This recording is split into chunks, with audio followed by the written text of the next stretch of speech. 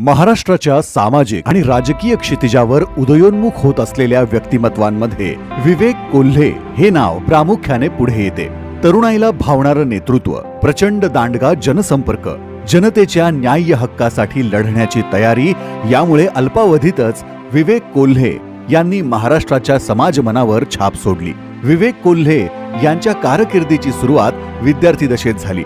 विद्यार्थी चळवळीत असताना महाविद्यालय व्यवस्थापन आणि विद्यार्थी यांच्यामध्ये कायम समन्वयाची भूमिका मांडून त्यांच्या प्रश्नासाठी वेळप्रसंगी नरमाईने तर कधी आपल्या आक्रमक शैलीने बाजू मांडत न्याय देण्याचा त्यांचा प्रामाणिक प्रयत्न नेहमी असायचा। के वाघ अभियांत्रिकी महाविद्यालय स्थापत्य विभागात शिक्षण घेत असताना तृतीय आणि चतुर्थ वर्षात जनरल सेक्रेटरी म्हणून ते निवडून आले। या माध्यमातून त्यांनी विद्यार्थ्यांना